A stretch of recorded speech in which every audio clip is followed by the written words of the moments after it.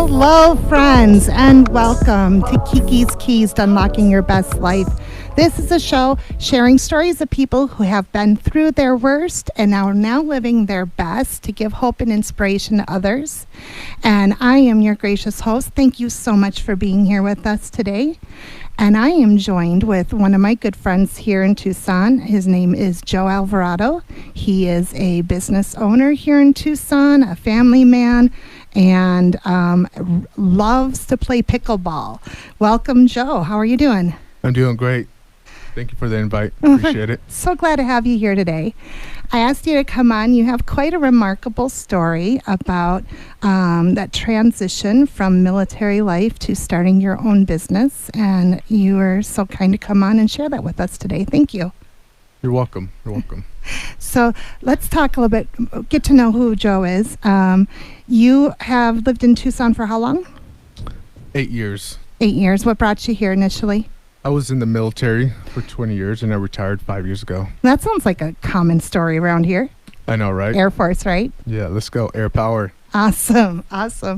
And you were in the Air Force for 20 years, right? Yes. What did you do there? You can talk about on public air. Oh, yeah. First 6 years I did military police. And then I met my wife probably my fourth or fifth year. And we had a decision to make. Should I follow her to the FBI or my route in the military? She is a military brat, so she understood the military lifestyle, which made this happen to 20 years. After we had a decision about 5.5 year mark in my career, and should I stay or should I go? My wife said, "Hey, give it another shot. How about you retrain into something that you enjoy and see what happens." So I went into IT. I did that. So I went from Panama City, Florida, which I was a cop, and then went to Colorado Springs. I was there for 6 years. I was stationed at Schriever and Peterson Air Force Base. That was neat. I got picked up to work for a 4-star general staff. That was neat, and a lot of high pressure. I tell you what, when working for a 4-star general, I'll be honest, it's tough, and they're like, get this done like it was yesterday. So you don't have time to really mess around. You got to get the job done quick. And then, I was in the IT support for him. And then I knew my 6 year mark was coming up. And I told my wife, hey, let's look at, going overseas. So we had a list of Germany, Greece, Spain, and a couple of other places overseas. And I called her and I go, hey, where do you want to go? And she was like, let's go to Spain. And I was like, all right, let's try it out. And so we had a ranking and we got Spain. So that was amazing. How exciting. How long were you in Spain? 4 years. Okay. And during that time, did you travel elsewhere throughout Europe then? Oh, yeah. 20 plus countries. Oh, lovely. 2 cruises and the Baltic. We made it to Mother Russia. Okay. Yeah. That was crazy. Oh my gosh, how exciting though. And it was just the two of you at this time? Or did you have your child? Yeah, my daughter, she was born in Colorado Springs, so she was about 2 years old when we moved to Spain. And we learned as young parents that, we had to find a day for her to play instead of just go see all these cool things. And it's not cool to her, right. Between 2 and 6 years old. But yeah, it was quite the age you bring to the art museums and the palaces too much, right? Yeah. So you had to make fun, but she was a great traveler, and our plan is to take her back here when she's 16, go to Spain, and go do a little bit more traveling so she could remember those kind of things, meet with old friends that, you lifelong friends, while we're there in Spain, and so yeah. So that's kind of it. And then military brought you here. Yep, Davis Monthan. Yep. So again, I got a little lucky, and I asked my wife, like, "Hey, where do you want to go?" And she's like, "Let's go, somewhere on the West Coast, kind of close to your parents, because my parents are in LA." And I was like, "Let's go Arizona. I hear nothing but great things there." And so you're originally from California yourself, correct? Yep, born and bred. So you guys chose Tucson. Had you been to Tucson before? No, I haven't. Just kind of came on a whim then, or did you visit first? I never visited, but knew I had to be close to my Mexican food. I can't live, can't It's live the without best. that. Mm-hmm. You know, Mm-hmm. I mean, before our show's the Tasty Show, and yeah, Mm-hmm. they are always showcasing the 100 miles of the best Mexican food in America, right? Mm-hmm. Mm-hmm. And we're known for Sonoran hot dogs, so it's Yes, pretty we cool. are. So yeah, I almost lost my best friend in an argument over I wanted her to try a Snoring hot dog, and she couldn't get over the mayo on top. And I'm like, just try it. Mm-hmm. Well, we Mm-hmm. almost got into a fight over it, Mm-hmm. but I was Mm-hmm. like, it's a snoring dog. You got to have it the way it's made. Yeah, I think It's that's different. what. Yeah, I think that's what we're known for, right? You know, Right? with the Sonoran hot dog. When you're gonna, if you're a foodie, the Sonoran hot dog is one of the must to Absolutely. have. So Well, aside from the food, Tucson must have been pretty good to you guys because you stayed here. mm-hmm, You mm-hmm, retired from the military mm-hmm, and mm-hmm. retired disabled, if you don't mind me sharing Yeah, that. yep, 100%. Yeah, you know, when you serving 20 years and do many deployments, you go through a lot of things and many surgeries, and the VA determined, hey, this is your rating. So, That's pretty hard on your body being in the service for 20 years. yep, I'm still going to see doctors, almost weekly, monthly, different doctors to heal me back, put me back together. Honestly, so. Well, that's great. So let's talk a little bit. You retired, went to Mhm. Raytheon for a little bit, Mm-hmm, and then decided you took some time or retired from Raytheon, stepped Mhm. away from Raytheon, Mm-hmm. and you said it took about a year to determine what you wanted to do next. What were you looking for at that point in your life? I was looking for a challenge. I knew it's kind of complicated, but you know, at that time I was looking for a challenge. I was like, you know what, I can do something. I can do something different. I can prove to me I could be a winner in this as well too. Because I have a lot of passion. I really care for, you know, people. And so I figured, hey, let's do something different. Let's see if we can make an impact on the community. And it's been life changing, honestly. It's tough. It's really tough. You know, my daughter, she's 14 years old, so I gotta remember, hey, I only got 4 more years in my house before she makes her decision if she wants to join the military or go to college or a trade or something like that. So, Mhm. you know, so I had to really pressure these times. So I've kind of have a cutoff point, even though I start about 5:30, get the work going, and then I make sure I'm home for her to help with her homework, get her to dance class, and then, you know, my wife, she works at Paragon Space Development, so she loves working there, so she's very dedicated, and so we kind of had this, you know, back and forth kind of, you know, supporting my daughter and make sure she's able to reach her goals as well. Sounds like you guys really approach it as a team effort, Mm-hmm, mm-hmm, as both father and mother pitching in. mm-hmm, mm-hmm. That's incredible. That's really good. I think that's the only way to make it work, honestly. We're both working, and, you know, we have a daughter we need to take care of, and I know I cook a lot, actually, but I'm okay with that. My daughter loves my cooking, so. You know, let's talk about that just briefly here. You Mhm. came from the military Mhm. as a police officer, and Mhm. being in the military, there is a little bit of that stigma of, you know, the man in control, in charge, or Mhm. whatnot, Mhm. and the woman doing her place. How did you approach that in your marriage to determine for yourself that you wanted to contribute and do those things as well?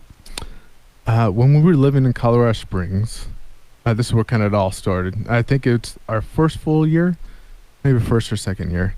And I just, my wife, she got home about 6 o'clock, and we didn't eat till like 7. And, you know, so, you know, it's always tradition that, you know, the wife would make you dinner. I didn't know how to make food myself. And so I was getting hungry. I was like, man, I'm so hungry. I can't wait anymore. So I started making dinner. I started messing things up. You know, if I messed up, I went to Chili's. You know, I was like, oh, it's a to-go order. I was like, I need to go to Chili's and pick up our to-go order because I messed up dinner tonight. But, you know, my wife, she was really, you know, down with it, knowing when she got home, food was on the dinner table ready to go. And, yeah, it's just, you know, if you're not working together as a team, it puts a lot of pressure on just one side, honestly. Mm-hmm.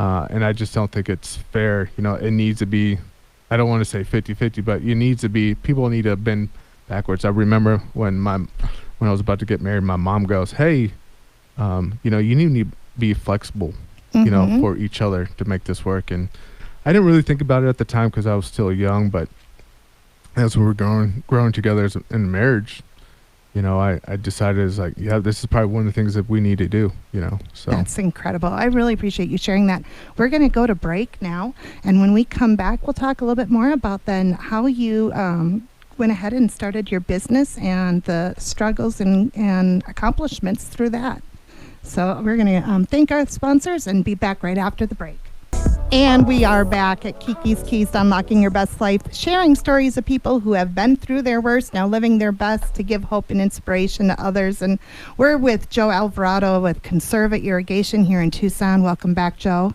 Thank you. And you really aren't sharing a lot about going through a worst. You didn't have like one big bad situation. Sounds like you've been building your life up with your wife and taking advantage of the opportunities when you were in the military. But then you had you stepped away, you retired, it'd been 20 years, you're disabled, sitting at home thinking what's next, right? Mm-hmm. What is next for us? What was that like for you?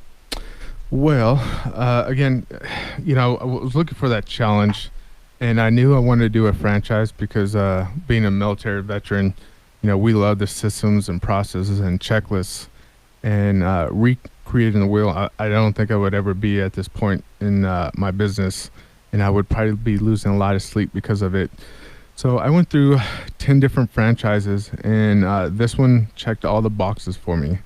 And I love landscape, like the outdoors. I just love how my house looks. I always take great pride of my house. Honestly, all the houses we lived in, we always got compliments. Hey, you had a really nice house, and I'm like, oh, thank you so much. Even recently we had that here at my house as well. And I want to share that with my customers too. That's the biggest thing. So what thing. is Conserva Irrigation? What all do you do? Oh yeah, sorry about that. Yeah, so we are a veteran and women-owned business who specializes in irrigation. We have about 3 guys on staff right now. Always looking to improve. But yeah, irrigation is our number one thing that we do best. So we're not doing any type of landscaping. So we're constantly doing irrigation. That's the biggest thing right there. Installing sprinkler systems and garden systems like that. Yep. We work with the master gardeners and to learn our plants, and we also create veggie plants too. So we love that. What's that? Veggie plants, so I mean it could be squash and tomatoes, like a vegetable garden. Yeah. So we specialize that. Our guys absolutely love doing that because we're growing something, we're using our water, and that's capable here in this hot desert. Oh yes. Yes. I saw a sign. There's actually a pumpkin patch, I think, in Marana, and I'm from Minnesota, as all you know, and so if you don't know, you'll hear it in my voice. Yeah, you betcha. But there we have a May to September, October season. The season here is different, correct? The timing of it all. But it's great that with irrigation systems, you can actually have vegetable gardens at your home or at parks and things of that nature. March is a tricky month for vegetable gardens because we just don't know what the weather's going to be like here. Right. We'll drop down below 32 or, you just never know. So it's always risky with veggie gardens in March. But I do mine straight from seeds and they flourish. I love it. Well, that's awesome. Yeah. What do you like to grow the most? I think strawberries and tomatoes are like one of the best, I think. Tomatoes grow very well here. Oh yeah, and the herbs are just amazing. It just tastes different. Yeah, that's so cool. Yeah. So that's what Conserva Irrigation does. You help customers with providing irrigation systems, but the business is more than that, isn't it? To you especially. Yes, it is, and I think you and I can agree to this. We want to serve our customers to the fullest, and I lose sleep at night, honestly. I want to make sure I'm taking care of my customers, but with irrigation, it's tricky. We don't know everything that's going on underneath the ground, so we always troubleshoot. There's many solutions to fix any problems that occur. And so it puts a lot of pressure on my guys and myself. It could be a few plants kind of dying on that line. You're like, what's going on? And we figure out like a javelina or some type of animal is messing with the irrigation system. So yeah, it's challenging for sure, because we're trying to keep the guys happy, and it's hot. It was 110 last week. I think it was almost that today. It was at least 109. Yeah, earlier today. So my guys are out there early, and we always talk about hydration, shade. I'm getting shade tents for my guys, if they're working a certain spot for a while. So, we got to make sure our guys are taken care of as well too, So That's excellent. And you said you wanted a challenge for being a business owner. What's been your biggest challenge? Biggest challenge, with customers, you have customers and employees. They tell you when you're a business owner, you'll be your own boss, and that's not the case at all. You have 1,000 bosses, and you want to do your best for them. I want to make sure our customers know that, hey, we're there to take care of you. If we don't get it right the first time, we're going to come back. We're not going to ghost you like other chucks in the truck. And we want to make sure, hey, our customers are taken care of, and sometimes they're not happy, and we had to deal with them, and I had to deal with them, and I need to smooth things over and make things right. You got to give a little bit, for your customers. That's the biggest thing. So they know you want to take care of them. Yeah. I hear that a lot with you. You just have a heart for the people you work with and the people you work for. Yep. So how do you fill your heart, Joe? How do I fill my heart? How do you care for yourself in that? Can you explain that just a little bit more? What's your self-care routine? What do you do to replenish yourself so that you can keep caring for others? Oh, yeah. I need to have time for myself. I had to, on the weekends, full attention to my family. In the afternoons, full attention. I do play pickleball, so if anybody wants to team up, let's play. But exercising. I think there's a pickleball tournament coming up for We Care Tucson this fall, actually. Oh. So we'll have to get you involved with that for sure. Yep. They are a sponsor of my show. Oh, that's awesome, because I was just talking to Dawn Jacobs. She's in BNI, and we were thinking about doing a pickleball tournament, raise some funds for one of our nonprofits in BNI. So that'd be awesome. Yeah. There's a lot of love for pickleball right now. Yeah, it's addicting, I guess, but it's a good addiction. I guess you can say. Absolutely. Yeah. So I played today, and man, I was on fire, and it was good. It was a good day today. That's excellent. Yeah. If like we said before, and we know we're in Tucson, we have the Air Force Base here, a lot of active military, young men and women, as well as their families. Any advice or guidance or experience that you went through that you would like to share with them about that transition from military life to civilian life? Yes, it's hard. It's hard because you just don't know what you're going to do when you leave. You got to make sure you're prepared. That's the biggest thing. How do you prepare for that? You got to figure out what job you want to do when you want to grow up, I guess. So I made sure I had my certifications and my degree done, so it was an easy transition. But that's the biggest challenge right there, is like, what do you want to do when you grow up? And you just had to take that risk. And then when you do go into the civilian life, it's hard.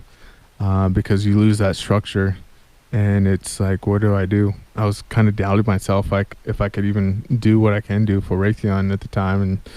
And my wife was there. Luckily, she was there to support me and say, just give it time, you'll do it. Because I was great. When I was in the Air Force, I was very confident, and I was great at what I did. And now I do something completely different, and it's a mental check for you. Can you do this? In the military, do you think you were getting that feedback from your higher ranking, and you knew that confidence because you knew what they expected out of you? And how did you find that in civilian, I'm saying that wrong. It's not like we're on radio or anything. Civilian life, how did you tap into telling yourself you're capable? Well, it started with my wife, and then luckily Raytheon has mentors and those kind of things to really help you with your transition. And then there's of course there's other military buds there too, and you talk to them, and they prep you and get you mentally ready to say, yeah, you can do this, and that really helped. It was a really great. It's a team effort. It was nothing I did special. I just made sure I was dedicated. Mm-hmm. And that's the biggest thing in life. If you're dedicated, you'll be able to overcome many obstacles. That's cool. How do you instill that now on your daughter who's 14? Yeah, it's a different era.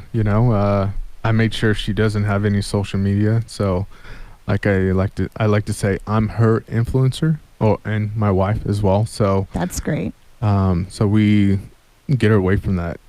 But for her, we're always talking about goals in life, and there's challenges, and I always like to prep her for school, and it's just, man, it's challenging because the questions come earlier than you thought, and you just, as a parent, you're like, oh, and there's a lot of things that you got to lean to and talk to your parents as well to get coached, and yeah, there's a lot of things that you talk to. Right now, we're about to start a book. It's called Teens for Success, and so that's kind of what we're working on. It was Who's we on that? huh? Who's we? You said we're working on a book. Oh, it's a book that's already created. It's called Teens for Success. It was introduced to me by another BNI member, and it's kind of just once you're a teenager, you can go up and you go down. It can be just the little things that you do. It can make you go up or make you go down in life. So I want to make sure my daughter's successful. That's the biggest thing, because she needs to be an independent woman. So she can take responsibility of herself. And I know I was a knucklehead when I was a young kid, and I had no clue what I was doing with myself, and I want to make sure she knows what she needs to do in life, and so she's on that target right now. Oh, that's excellent. Well, that's about our time. We're running out of time here, and I want to thank you again for being here. And if anyone's interested in learning more about Joe and Conservate Irrigation here in Tucson, how can they find you? Well, we have a website and Facebook. Those are the kind of things we do. I don't really get on social media. I guess you can Right. say that kind of makes sense, since I don't do that with my, get that with my daughter as well too. So. All right. So just search Conservate Irrigation of Tucson. Mm-hmm. Yep. Awesome. Well, thank you again for being here. This is Kiki's Keys to Unlocking Your Best Life. Please join us again next week. And until then, be the best you that you can be, because no one else can do it better than you.